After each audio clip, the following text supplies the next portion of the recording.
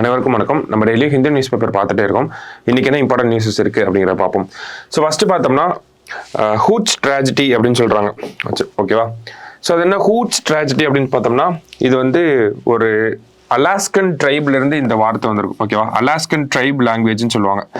ஓகேவா? ஸோ அதுதான் அந்த ஹூட்ஸ் அப்படிங்கிற டேர்ம் அங்கிருந்து தான் நமக்கு வந்திருக்கும். ஓகேவா? ஹூச்சிகன் சம்திங் வரும். ஓகேவா? ஸோ அலாஸ்கன் ட்ரைப்ல இருந்து வந்த வார்த்தை தான் அது. ஹூட்ஸ் அப்படின்னா ஸ்ட்ராங்கான லிக்கர் அப்படின்னு சொல்லுவோம் நம்ம. ஓகேவா? ஸோ இந்த கள்ளச்சாராயம் சம்பவம் இருக்கு இல்லையா, அதை பத்தி தான் சொல்ல வராங்க. ஸோ இந்த கள்ளச்சாராயம் சம்பவம் கள்ளக்குறிச்சியில நடந்திருக்கும். நேற்று பார்த்துருப்போம் என்ன மாதிரியான நிகழ்வுகள் இருந்துச்சு, அதை நம்ம எப்படி அப்படிங்கிறத பார்த்துருந்தோம். ஓகேவா? ஸோ அதை விசாரிக்கிறதுக்காக தமிழக அரசாங்கம் ஒரு செயல் பண்ணியிருக்காங்க. என்ன அப்படின்னு பார்த்தோம்னா, ஒரு நபர் குழு அப்படிங்கிறத நியமனம் பண்ணியிருக்காங்க. ஓகேவா? ஒரு நபர் குழு. ஓகேவா? ஒருத்தர் மட்டும் தான் அந்த விசாரணை ஆணையம்ல இருக்க போறாரு. அவர் பேர் என்ன அப்படின்னு பார்த்தோம்னா கோகுல் தாஸ் அப்படின்னு சொல்றாங்க. ஓகேவா? ஓய்வு பெற்ற நீதிபதி கோகுல் தாஸ் அவர்கள் தலைமையில ஒரு ஒன் மேன் கமிட்டி அப்படிங்கிறத போட்டிருக்காங்க. ஸோ இந்த கமிட்டி பார்த்தோம்னா நமக்கு 3 மாசத்துக்குள்ள இதை பத்தின ரிப்போர்ட்டை கொடுக்கணும் அப்படிங்கிறது அந்த கமிட்டியோட மேண்டேட்டா இருக்கு. சரிங்களா? ஸோ அதுதான் நம்ம ஃபர்ஸ்ட் இம்பார்ட்டன்ட் நியூஸா பார்க்குறோம். கமிட்டிஸ் எல்லாமே நமக்கு இம்பார்ட்டன்ட். அந்த வகையில கோகுல்தாஸ் ஆணையம் அப்படிங்கிறது எதனுடைய தொடர்புட்ட ரிலேட் ஆகி வருது, தொடர்புடையது அப்படின்றத கேட்கலாம் நமக்கு. ஏன்னா சமீபத்தில் சந்துரு ஆணையம் அப்படிங்கிறது கூட நம்ம பார்த்துருந்தோம். ஓகேவா? ஸோ அது இதெல்லாம் நம்ம கன்ஃபியூஸ் பண்ணிக்க கூடாது. கோகுல்தாஸ் ஆணையம் அது வந்து எதுக்கு அப்படின்னு பார்த்தோம்னா, இந்த கள்ளச்சாராயம் சம்பவத்துக்காக கொண்டு வரப்பட்ட ஆணையம் தான் கோகுல்தாஸ் ஆணையம். சரிங்களா? ஸோ அடுத்தது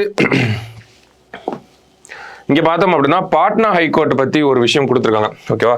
Patna high court strikes down 65% quota in Bihar அப்படின்னு சொல்லி கொடுத்துருக்காங்க. என்ன ஒரு வழக்கு அப்படின்னு பார்த்தோம்னா, ஃபர்ஸ்ட் போன வருஷம் பீகார்ல என்ன நடந்துச்சு அப்படின்னு பார்த்தோம்னா, ஒரு காஸ்ட் சென்சஸ் அப்படிங்கிறது நடந்துச்சு. ஓகேவா?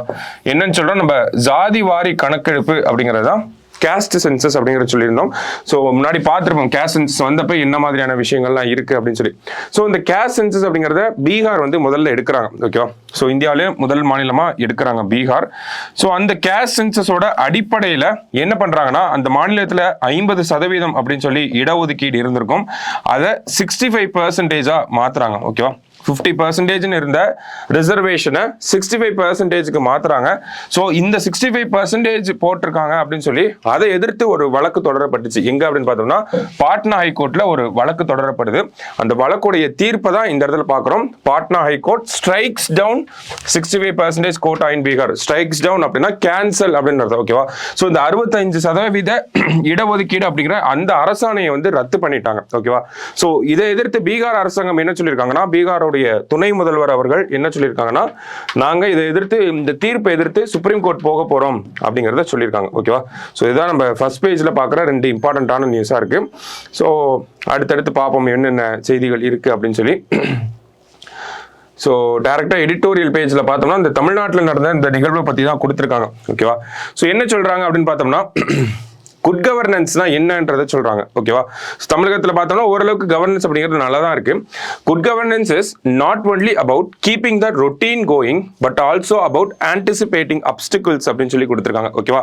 ஒரு நல்ல முறையில் அரசாங்கம் இயங்குது அப்படிங்கிறத நம்ம எதை வச்சு சொல்றோம்னா, ரொட்டீனா நடக்க வேண்டிய செயல்கள் கரெக்டா நடந்துட்டு இருக்கிறது மட்டும் இல்லை, வரக்கூடிய பிரச்சனைகளை முன்கூட்டியே கணிக்கிறதுலையும் குட் கவர்னன்ஸ் அடங்கி இருக்கு, நல்ல அரசாங்கம் அடங்கி இருக்கு அப்படிங்கிறத சொல்றாங்க. ஓகேவா? ஸோ குட் கவர்னன்ஸ் அப்படிங்கிறது ரொட்டீன் மட்டும் இல்லாம அப்டிகல்ஸை வந்து ஆன்டிசிபேட் பண்ணணும் அப்படிங்கறத சொல்றாங்க. ஓகேவா? சோ இதை எங்கேயாவது நம்ம யூஸ் பண்ணிக்கலாம் கவர்னன்ஸ் ரிலேட்டடா ஏதாவது எழுதுறப்போ. ஓகேவா? சோ இதுல என்ன சொல்லியிருப்பாங்க அப்படின்னு பார்த்தோம்னா, நம்ம அரசாங்கம் வந்து இந்த மாதிரி வரக்கூடிய இந்த ஒரு கள்ளச்சாராயம் சம்பவத்தை வந்து எதிர்பார்த்து அதுக்கேற்ற நடவடிக்கைகளை எடுத்திருக்கணும். ஏன்னா அதுக்கேற்ற மாதிரியான இண்டிகேட்டர்ஸ் எல்லாம் இருந்துச்சு அப்படிங்கிறத சொல்றாங்க.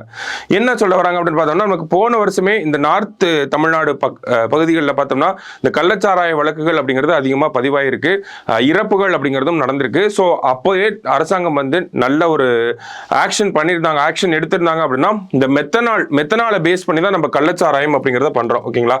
ஸோ இந்த மெத்தனால் அப்படிங்கிறது இண்டஸ்ட்ரீஸ்ல யூஸ் பண்ணக்கூடிய ஒரு விஷயம். ஓகேவா?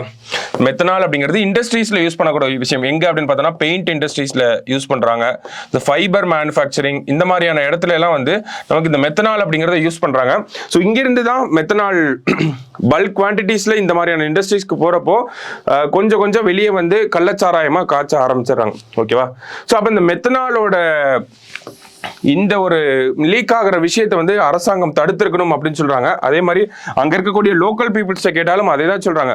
மெத்தனால் அப்படிங்கிறது ரெகுலராகவும், இந்த கள்ளச்சாராயம் அப்படிங்கிறது ரெகுலராகவும் சீப்பாகவும் கிடைக்குது அப்படிங்கிறது சொல்றாங்க. அதுக்கு முக்கியமான ஒரு காரணத்தை என்ன சொல்றாங்க அப்படின்னா, அந்த ஊர் மக்கள் என்ன சொல்றாங்கன்னா, டாஸ்மாக்ல இருக்கக்கூடிய அந்த மதுபானத்தோடைய விலை அப்படிங்கிறது அரசாங்கம் ஒரு குறிப்பிட்ட காலத்துக்கு உயர்த்திட்டே இருக்காங்க. இதனால என்ன ஆகுது அப்படின்னு பார்த்தோம்னா, அவ்வளவு காசு கொடுத்து வாங்க முடியாத இந்த தினக்கூலியில இருக்கிறவங்க எல்லாருமே இந்த மாதிரி கள்ளச்சாராயத்தை நோக்கி நகர ஆரம்பிக்கிறாங்க அப்படிங்கிறத சொல்றாங்க. அப்ப டாஸ்மாக் அப்படிங்கிறது நமக்கு ஃபர்ஸ்ட் எதுக்கு கொண்டு வந்திருப்பாங்க அப்படின்னு பார்த்தோம்னா, அதிகமான இந்த கள்ளச்சாராயத்தினால உயிரிழப்புகள் அப்படிங்கிறது நடந்துட்டு இருந்திருக்கும். ஸோ அதை தடுக்கணும் அப்படிங்கிறதுக்காக தான் அரசாங்கமே லோ காஸ்ட்ல இந்த லிக்கர் அப்படிங்கிறத கொண்டு வந்திருப்பாங்க. ஓகேவா? ஸோ நமக்கு தெரியும், நமக்கு ரேட் எல்லாம் தெரியும். ஓகேவா? ஸோ அந்த லோ காஸ்ட்ல வந்து லிக்கரை கொண்டு வந்ததுக்கு முக்கியமான காரணம் என்ன அப்படின்னு பார்த்தோம்னா, இந்த மாதிரி மக்கள் வந்து தினசரி வேலை செய்யறவங்க இவங்கெல்லாம் பார்த்தோம்னா இந்த மாதிரி கள்ளச்சாராயம் சார்ந்த விஷயங்களுக்கு போயிடக்கூடாது அப்படிங்கிற ஒரு கண்ணோட்டத்தில் தான் கொண்டு வந்திருப்பாங்க. பட் ஸ்டில் இப்போ பார்த்தோம்னா அது விலை உயர உயர கள்ளச்சாராயம் நோக்கி மக்கள் நகர்றாங்க அப்படிங்கிறத அந்த ஊர் மக்களே சொல்றாங்க. ஓகேவா? ஸோ அதுதான் அந்த ஆர்டிகிள் நமக்கு ரிப்போர்ட் பண்ணியிருக்காங்க. ஸோ மற்றபடி பார்த்தோம் அப்படின்னா, இந்த மெத்தனாலோட சப்ளையை வந்து கண்ட்ரோல் பண்ணணும் அப்படிங்கிறது முக்கியமா சொல்றாங்க. ஸோ இந்த மெத்தனால் சப்ளை அப்படிங்கிறது இண்டஸ்ட்ரீஸ்லேருந்து லீக்கேஜஸ் இருக்கு. ஸோ அதையும் நம்ம கண்ட்ரோல் பண்ணணும். ஸோ இந்த மாதிரியான ஸ்டெப்ஸை வந்து அரசாங்கம் முன்னாடியே எடுத்துருக்கணும். அதை தவறி விட்டுட்டாங்க. அதனால தான் இப்படி ஒரு ட்ராஜடி அப்படிங்கிறது நமக்கு நடந்திருக்குன்றத சொல்ல வராங்க. சரிங்களா? ஸோ அதுதான் இந்த ஆர்டிகல்ல பார்க்குறோம். மற்றபடி மெத்தனாலோடைய டிஸ்அட்வான்டேஜஸ் என்ன, ஐ மீன் மெத்தனால் கன்சம்ஷனால நமக்கு என்ன ஆகும், இந்த கள்ளச்சாராயத்தினால நமக்கு என்ன ஆகும் அப்படிங்கிறத அதர் பேப்பர்ஸ்ல ரிப்போர்ட் பண்ணியிருந்தாங்க. ஸோ மெத்தனால் அப்படிங்கிறத நம்ம எங்க யூஸ் பண்றோம் அப்படிங்கிறத பார்த்தோம். பெயிண்ட், ஃபேப்ரிக் அந்த மாதிரியான இண்டஸ்ட்ரீஸ்ல யூஸ் பண்றாங்க. ஸோ இதை வந்து ஒரு 10 மில்லிலிட்டர் வந்து நம்ம லிக்கர்ல பயன்படுத்தினாலே நமக்கு வந்து பிளைண்ட்னஸ் வந்துடும். ஓகேவா? 10 மில்லிலிட்டர் இதை குடிச்சாலே நமக்கு பிளைண்ட்னஸ் வந்துடும். இதுவே இந்த அளவு 40 மில்லிலிட்டருக்கு போயிருச்சு அப்படின்னா நமக்கு என்ன ஆகும் அப்படின்னா உயிரிழப்பு அப்படிங்கிறது ஏற்படும். சரிங்களா?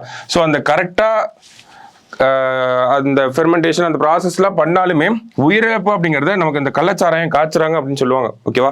ஸோ அந்த சரியான முறையில் பண்ணாமல் விட்டாலும் இல்லை கரெக்டாகவே பண்ணாலுமே இந்த டெத் அப்படிங்கிறது எப்பயுமே ஒரு பாசிபிலிட்டியாக தான் இருக்குது அப்படிங்கிறத சொல்ல வராங்க. ஸோ மற்றபடி மருத்துவர்கள் என்ன சொல்கிறாங்க அப்படின்னு பார்த்தோம்னா, இந்த மெத்தனால் அப்படிங்கிறது நம்ம உடம்புக்குள்ளே போனோடனே ஃபார்மாலிட்டிகைடாக மாறுது அப்படின்னு சொல்கிறாங்க. ஓகேவா? ஃபார்மாலிட்டிகைடாக மாறுது. அதுக்கப்புறமா இது நம்மளோட உடம்புல ரியாக்ட் ஆகி ஃபோமிக் ஆசிடாக மாறுது அப்படிங்கிறத சொல்கிறாங்க. இந்த ஃபோமிக் ஆசிட் அப்படிங்கிறது நமக்கு ஃபர்ஸ்ட் பிளைண்ட்னஸை கொடுக்கும். அதுக்கப்புறமா ஒவ்வொரு உறுப்புகளாக பாதிக்கப்பட்டு நமக்கு உயிரிழப்பு ஏற்படும் அப்படிங்கிறத நமக்கு சொல்றாங்க. மருத்துவர்கள் சொல்லக்கூடிய விஷயமா இருக்கு. அதனாலதான் மெத்தனால் அப்படிங்கிறத நம்ம யூஸ் பண்றது இல்லை. எத்தனால் அப்படிங்கிறத நம்ம அரசு மதுபான கடைகள்ல எத்தனால தான் யூஸ் பண்ணுவாங்க. பொதுவாகவே லிக்கர் அப்படின்னாலே எத்தனால் தான் யூஸ் பண்றோம். மெத்தனால்ல இவ்வளவு டிஸ்அட்வான்டேஜஸ் இருக்கனால தான். ஓகேவா? இன்னமும் சொல்ல போனா நமக்கு இந்த மெத்தனால் அப்படிங்கிற சப்ளை இருக்கனால தான் இந்த ஒரு கள்ளச்சாராயம் அப்படிங்கிற விஷயம் நடக்குது அப்படிங்கிறத நம்ம நல்லா புரிஞ்சுக்கணும். ஸோ அரசாங்கம் என்ன பண்ணணும் அப்படின்னா, இந்த சப்ளையை கண்ட்ரோல் பண்ணணும், ரெகுலேட் பண்ணணும். மெத்தனால் சப்ளை அப்படிங்கிறது இண்டஸ்ட்ரீஸ்க்கு கரெக்டான ஒரு ரெகுலேஷன் அப்படிங்கிறத கொண்டு வரணும். அதே மாதிரி ஸ்ட்ரிக்ட் என்ஃபோர்ஸ்மெண்ட் அப்படிங்கிறது தேவைப்படுது. ஓகேங்களா?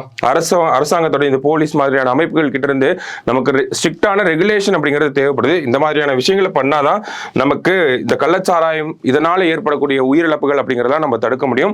சோ நம்ம பார்க்கிறோம். ஃபர்ஸ்ட் என்ன சொல்றோம், நேத்து பார்த்துட்டு நம்ம இந்த மதுவிலக்கு அப்படிங்கறத நம்ம முற்றிலும் அழிக்கணும் அப்படின்னா, மதுவிலக்கு அப்படிங்கிறத முற்றிலும் கொண்டு வரணும் அப்படின்னா அதுக்கு நம்ம என்ன பண்ணணும்னா, ஃபர்ஸ்ட் இந்த கள்ளச்சாராயம் போன்ற விஷயங்களை ஒழிக்கணும் அப்படிங்கிறத பார்த்துருந்தோம். ஏன்னா ஒரு சைடு மதுவிலக்கு அப்படிங்கிறத கொண்டு வந்துட்டு இன்னொரு சைடு கள்ளச்சாராயம் போன்ற விஷயங்கள் இருந்துச்சு அப்படின்னா அதனுடைய அந்த மதுவிலக்கு அமல்படுத்துறதுக்கான ஒரு அப்ஜெக்டிவே இல்லாம போயிடும். சரிங்களா? ஸோ அப்போ ஃபர்ஸ்ட் அரசாங்கம் என்ன பண்ணணும் அப்படின்னா, இந்த கள்ளச்சாராயம் தொடர்பான இந்த விஷயங்கள்லாம் ரெகுலேட் பண்ணிட்டு அதுக்கப்புறமா படிப்படியாக மதுவிலக்கு கொண்டு வந்தால் கரெக்டாக இருக்கும். சரிங்களா? ஸோ அதுதான் நம்ம இந்த ஆர்டிக்கலில் பார்க்குறோம். மற்றபடி பார்த்தோம்னா, ஸோ ப்ரோடெம் ஸ்பீக்கர் அப்படிங்கிறவங்களை பார்த்தோம்னா யார் அப்பாயிண்ட் பண்ணியிருக்காங்கன்னா, ஃபர்ஸ்ட் இந்த ப்ரோடெம் ஸ்பீக்கரை யார் அப்பாயிண்ட் பண்ணுவாங்க அப்படிங்கிறத தெரிஞ்சுக்கணும். ப்ரோடெம் ஸ்பீக்கர் அப்படிங்கிறத கொடுத்துருக்காங்க. யார் அப்பாயிண்ட் பண்ணுவாங்க அப்படின்னா பிரசிடென்ட் தான் வந்து அப்பாயிண்ட் பண்ணுவார். ஓகேங்களா? ப்ரோடம் ஸ்பீக்கர், அதாவது ஒரு டெம்பரவரி ஸ்பீக்கர் அப்படின்னு சொல்றோம். ஓகேங்களா? தற்காலிக சபாநாயகர் அப்படின்னு சொல்றோம். ஸோ யார் அப்பாயிண்ட் பண்ணியிருக்காங்க அப்படின்னு பார்த்தோம்னா பர்த்ருஹரி மாத்தப் அப்படிங்கிறவங்களை தான் அப்பாயிண்ட் பண்ணியிருக்காங்க. ஓகேவா? ஸோ பர்த்ருஹரி மாத்தப், இந்த பேரு ரொம்ப முக்கியம். சரிங்களா? பர்த்ருஹரி மாத்தப் அவரு தான் 18வது லோக்சபாவோட தற்காலிக சபாநாயகர், ப்ரோடம் ஸ்பீக்கர் அப்படின்னு நம்ம சொல்றோம். ஓகேவா? அப்ப இவரு எங்கிருந்து எம்பி ஆயிருக்கார் அப்படின்னு பார்த்தோம்னா ஒடிசாவை சேர்ந்த கட்டக் அப்படிங்கிற பகுதியிலிருந்து 7வது முறையா வந்து எம்பி ஆயிருக்கார். ஓகேவா? ஸோ இதுல முக்கியமான விஷயத்தை நம்ம நோட் பண்ணணும். என்ன அப்படின்னு பார்த்தோம்னா இவருடைய ஃபங்க்ஷன்ஸ் என்ன அப்படிங்கிறத பார்க்கணும். இந்த ப்ரோடம் ஸ்பீக்கர் ஒருத்தர் இருக்கார் அப்படின்னா அவர் தான் என்ன பண்ணுவார் அப்படின்னா லோக்சபால இருக்கக்கூடிய எம்பிஸ், புதுசா எம்பிஸ் எல்லாரும் வந்திருப்பாங்களா, 543 பேர் இருப்பாங்களா. ஸோ அவங்களுக்கெல்லாம் பதவி பிரமாணம் செஞ்சு வைக்கிறது யாருன்னா இந்த ப்ரோடம் ஸ்பீக்கர் தான். பதவி பிரமாணம் செஞ்சு வச்சுட்டு என்ன பண்ணுவார்னா அங்க இருக்கக்கூடிய உறுப்பினர்கள் எல்லாத்தையும் கூப்பிட்டு ஸ்பீக்கர் எலெக்ஷன் அப்படிங்கறத நடத்துவார். ஓகேவா? ஸோ இவர் அப்பாயிண்ட் பண்ணிடுவாங்க. அதுக்கப்புறமா உறுப்பினர்களுக்கு பதவி பிரமாணம் பண்ணி வைப்பாங்க. அதுக்கப்புறம் தான் ஸ்பீக்கருடைய எலெக்ஷன் அப்படிங்கிறது நடக்கும். அதுக்கப்புறமா ஸ்பீக்கர் எலெக்ட் ஆகி வருவாரு. அது வரைக்கும் அந்த அவையோட சபாநாயகரா யார் இருப்பார்னா இந்த ப்ரோடம் ஸ்பீக்கர் வந்து இருப்பார். ஓகேங்களா? அப்ப இவருடைய முக்கியமான 2 பணிகள் என்ன? எம்பிகளுக்கு பதவி பிரமாணம் செஞ்சு வைக்கிறதும் ஸ்பீக்கர் எலெக்ஷன் நடத்துறதும் தான் இவருடைய முக்கியமான பணிகள். இதெல்லாம் எங்க சொல்லப்பட்டிருக்கு அப்படின்னு பார்த்தோம்னா ஆர்டிகல் 95ல 1.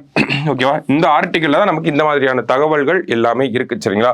சோ இதுல நம்ம நோட் பண்ண இன்னொரு முக்கியமான விஷயம் என்ன அப்படின்னு பார்த்தோம்னா எப்பயுமே லோக்சபாவை பொறுத்த வரைக்கும் ப்ரோடம் ஸ்பீக்கர் அப்படின்னா அந்த 543 பேர் இருக்காங்க இல்லையா, இந்த 543 பேர்ல வயசான நம்பர் தான், அதாவது ஓல்டஸ்ட் மெம்பர் அப்படின்னு சொல்றோம். ஓகேங்களா?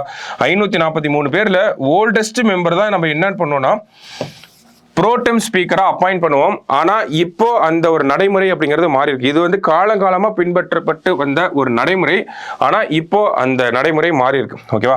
என்னன்னா இந்த லோக்சபால 18வது லோக்சபால ஓல்டஸ்ட் மெம்பரா யார் இருக்காங்க அப்படின்னு பார்த்தோம்னா 8 முறை எம்பியா இருந்த கொடிக்குனில் சுரேஷ் அப்படிங்கிறவர் தான். ஓகேவா? காங்கிரஸ் சேர்ந்த கொடிக்குனில் சுரேஷ் அப்படிங்கிறவர் தான் நமக்கு ஓல்டஸ்ட் மெம்பரா இருக்காரு. இருந்தாலும் பர்த்ருஹரி மாத்தப் அப்படிங்கிறவங்கள தான் பிரசிடென்ட் வந்து ப்ரோடம் ஸ்பீக்கரா அப்பாயிண்ட் பண்ணியிருக்காங்க.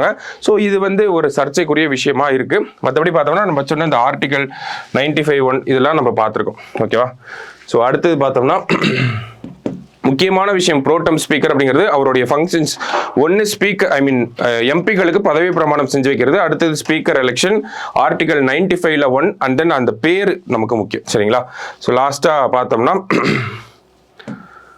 ஸோ இந்த இடத்துல US set to train Indian astronauts at NASA Center அப்படின்னு கொடுத்துருக்காங்க. ஜஸ்ட் சிம்பிளான ஒரு நியூஸ் தான். இந்தியன் ஆஸ்ட்ரோநாட்ஸை வந்து யுனைடெட் ஸ்டேட்ஸ் வந்து ட்ரெயின் பண்ண போறாங்க. அதாவது நாசா ட்ரெயின் பண்ண போறாங்க. எதுக்காக அப்படின்னு பார்த்தோம்னா ஸோ நம்ம இன்டர்நேஷனல் ஸ்பேஸ் ஸ்டேஷன் இருக்கு இல்லையா, ISS அப்படின்னு சொல்லுவோம். இந்த இன்டர்நேஷனல் ஸ்பேஸ் ஸ்டேஷனுக்கு போறதுக்கு நம்மளோட ஆஸ்ட்ரோநாட்ஸை யார் ட்ரெயின் பண்ண போறாங்கன்னா நாசா வந்து ட்ரெயின் பண்ண போறாங்க. ஓகேவா? சர்வதேச விண்வெளி மையத்துக்கு நம்மளோட ஆஸ்ட்ரோநாட்ஸை கூட்டிட்டு போகணும் அப்படின்னா அதுக்கு ஃபர்ஸ்ட் ட்ரைனிங் எடுக்கணும். அந்த ட்ரைனிங் யார் கொடுக்க போறாங்கன்னா நாசா வந்து கொடுக்க போறாங்க. சரியா? ஸோ கடைசியா பார்த்தோம்னா நமக்கு இன்டர்நேஷனல் ஸ்பேஸ்ல ஒரு அப்பாயின்மெண்ட். ஓகேவா? ஸோ என்ன அப்படின்னு பார்த்தோம்னா நாட்டோ அப்படின்னு சொல்லி நமக்கு கொடுத்துருக்காங்க. இந்த நாட்டோ அப்படிங்கிற அமைப்போட பொதுச் செயலாளர் செக்ரட்டரி ஜெனரலா யார் அப்பாயிண்ட் பண்ண போறாங்க அப்படின்னு பார்த்தோம்னா நமக்கு டச் பிரைம் மினிஸ்டர். ஓகேங்களா? மார்க் ரூட்டே அப்படின்னு சொல்லக்கூடிய இவர் தான் வந்து நமக்கு நாட்டோவோட செக்ரட்டரி ஜெனரலா வரப்போறாரு. ஓகேவா? இதுக்கு முன்னாடி பார்த்தோம்னா ஸ்டால்டன்பர்க் அப்படின்னு சொல்லி ஒருத்தர் இருப்பார். ஓகேவா? ஸோ இவருக்கு அப்புறமா அவருடைய பதவி காலம் அப்படிங்கிறது முடிஞ்சிருச்சு. இதுக்கு அப்புறமா யார் வர போறாங்க அப்படின்னு பார்த்தோம்னா டச் பிரைம் மினிஸ்டர், அதாவது நெதர்லாண்டோட prime minister. Dutch, Netherlands, Holland எல்லாமே ஒரே பேர் தான். ஓகேவா? ஸோ இந்த நெதர்லாண்டோட பிரைம் மினிஸ்டர் மார்க் ரூட்டே அப்படிங்கிறவர் தான் நமக்கு அடுத்து நாட்டோவோட செக்ரட்டரி ஜெனரலா வரப்போறாங்க. சரிங்களா? ஸோ இன்னைக்கு நியூஸ் பேப்பர்ல முக்கியமான நியூஸஸா இதெல்லாம் தான் இருந்துச்சு. நோட் பண்ணி வச்சுக்கோங்க. நாளைக்கு நியூஸ் பேப்பர்ல மீட் பண்ணலாம். தேங்க்யூ.